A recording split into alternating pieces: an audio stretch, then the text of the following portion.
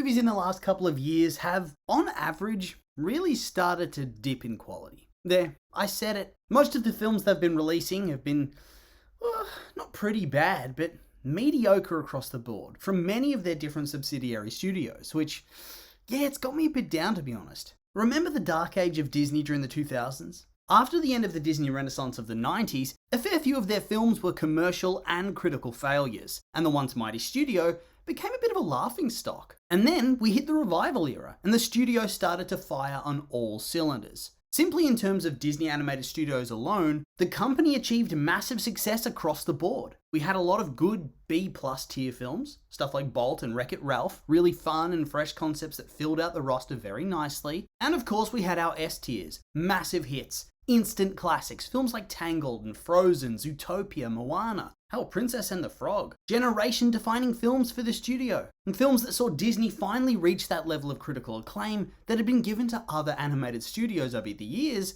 but not to them, but not to their own in-house studio. And honestly, I feel like we really don't give enough credit to 2010's Disney Animated Studios. They really did have one of the best runs of all time. I mean, they could have only made Frozen that decade and have every other film released during that revival be utter garbage, and it still would have been successful for the era. But instead, they had multiple Oscar wins, multiple billion-dollar grosses. It cemented the revival as one of the greatest runs in film history. Like, yeah, maybe that's a big call, but I don't think you can overstate just how successful Disney was in this period. And then you factor in Pixar and Marvel into the equation as well, and whew, it's just insane. They cemented themselves as the biggest thing in film. But then it all started to come undone. And now I feel like we've been stuck in a bit of an era of mediocre Disney releases. Like, I don't think they're necessarily all terrible, and there are some that are legitimately so good. Like, let's be real, Encanto was a massive triumph for Disney. Even if the box office wasn't exactly anything to write home about, it did well for itself on demand and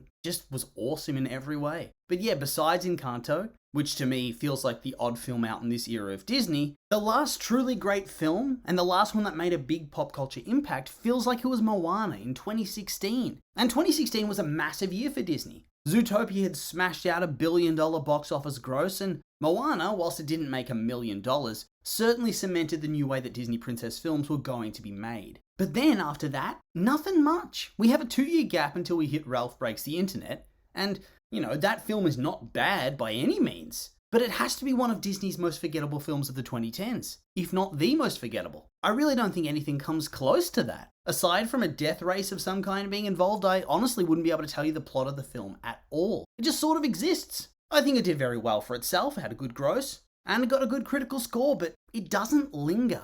And so I think it does fail in a way, because for Disney, I feel like their legacy and brand recognition is the priority. So whilst it did well at the time, it has no longevity. And so in that way, you can only say it was really a middling success. And I think the same principle can somewhat be applied to Frozen 2 as well. In the immediate, it was an overwhelming commercial success. It grossed what? $1.4 billion? That's nothing to sneer at if you ask me. One of the highest grossing animated films ever. But it doesn't really live up to the legacy of the first film. It doesn't have the same critical and audience reception. And in the end, it's ultimately fallen into relative obscurity, and I mean relative, much like Wreck-It Ralph 2. It's completely and utterly overshadowed by the first installment of the franchise. And in the end, that meant Disney had had 2 back-to-back good and yet forgettable flicks, which to me heralded the beginning of a new era. A new Disney dark age like we saw through the 2000s. Maybe not as bad, but still not great, especially when you compare what came before. The films, they just didn't have that same spark. The stories, whilst they were somewhat fresh and exciting, they weren't executed properly. All through the revival, we were getting new stories, new concepts, everything felt fresh, and yet it was accompanied by great writing. But these, less so. Maybe not terrible, but less so. They're not stories that stay in your mind. And so this brings us to Raya and the Last Dragon, which I was very hyped for. I feel like it had so much potential to usher in a brand new era. Fresh, exciting, inclusive content. But then it released, and whilst the world design and the world building and the animation was all really top tier, it's like they forgot they need to have a compelling story running alongside it. The characters, their interactions, the relationships between them, it just ain't it. And the ending, after all that build up, it felt very meh, Like it was very over-engineered. It's clearly telling a story of friendship and love and empowerment, and it does this well at times. But then it stumbles and it overcomplicates things. And it seems to leave you with a message of forgive anybody, even if they're hardly sorry and they did really bad things. Yeah, it's a no from me. And then we hit the bright spot, Encanto. God, that film is good. It's everything a Disney film should be. Has great characters, great story, great world, great songs. It just sticks with you. I just wish it had a better theatrical release. Damn it, COVID. But yeah, that's our bright spot. And perhaps in a kinder world, it would have heralded a new era. The end of the mediocre. But then they made a sci-fi film for some reason. Like, what were they thinking? If there's something that never, ever, ever works, it is Disney and sci-fi. I talked about this at the time, so I won't go over it in too much depth, but Strange World was a bomb and the film was boring. Like, truly, deeply boring. Ugh. It's just one of those films that sticks with you, and for all the wrong reasons. So since Moana, we've had a pair of good and yet very forgettable films, an ambitious film that did not live up to its hype, a true classic, and a massive disappointment. Which, well, yeah, perhaps calling it a second Dark Age is a bit dramatic and maybe even a touch unfair. But at the same time, it's not living up to the consistency that we were seeing a decade or so ago. And I think we've even seen a similar trend with Pixar. What was once the golden studio, the golden boy, the hero, has fallen from grace. They don't make terrible films, but compared to the stellar run of the past, things like Luca, Turning Red, Lightyear, especially Lightyear, you can't compete. And honestly, for Pixar, I think the rot definitely set in a little bit earlier. They had a good run of original content, and then a run that was heavily dominated by commercially and critically successful sequels. But then they returned to doing original content, stuff like Onward and the films I mentioned earlier, and they just didn't have that same prestige, I guess. They come out, they briefly get talked about, and then they get forgotten. And honestly, I kind of blame the Disney Plus exclusive releases for that too. They didn't get the full cinematic release, and I do think it harmed the legacy. It doesn't stick as much in your mind. Don't know why. But it was certainly a shame, because for a while there, it felt like both of the studios at the same time were churning out banger after banger, and they both fell off around the same time as well. I mean, they both have their aberrations, Encanto and Soul. Soul was very good. But for the most part, the quality has dipped. And so yeah, like I said, I'm not trying to be a hater or a downer. It's just how I feel. But at the same time, I don't think all hope's lost, because we have two films that really feel like they're going to revitalize both the studios. And thankfully, they're both getting the cinematic release that they deserve, which is a big deal. Strange World was a bomb, so Disney needs redemption at the box office, and Pixar's last full cinematic release, as in not in conjunction with Disney Plus, since Onward was Lightyear, and Lightyear bombed hard. And so did Onward, honestly. They both underperformed big time, back-to-back cinematic flops.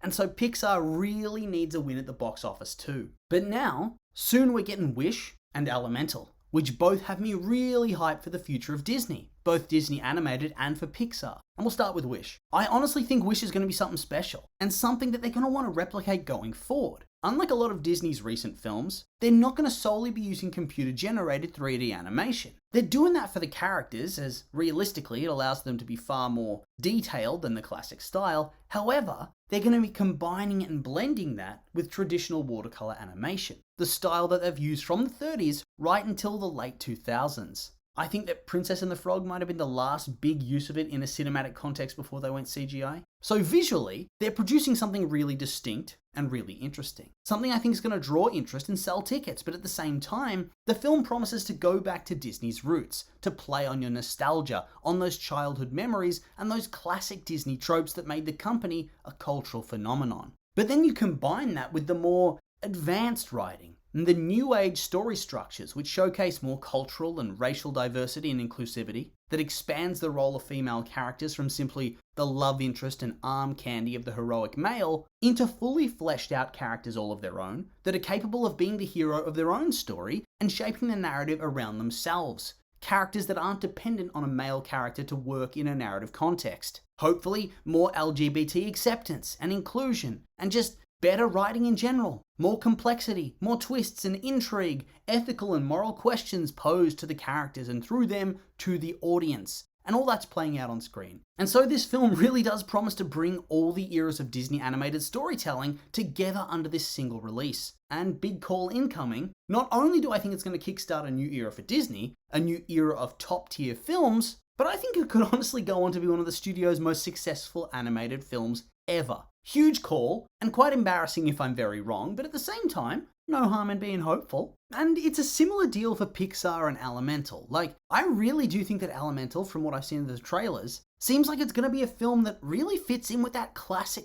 golden run. That fits in with films like WALL-E, Nemo, Up, Inside Out, Ratatouille, all those classics that won Oscars and just, well, they're considered some of the best animated films of all time. For me, the best Pixar films take a strange concept and tell an interesting story, while simultaneously layering all these different elements that help you identify with the characters, no matter how different they are. Remy the rat who wants to live his dream and be a professional chef, or Wall-E the robot who wants to find love, the grieving widower who makes his house fly with helium balloons, the warring emotions inside the mind of a child. Talking Fish! They mastered the art of making these characters come to life within the story and telling moving tales, complex stories. And I think that's something that's sort of been lost a little bit. Not too much, but just a little bit. And I think that Elemental looks like it can reverse that.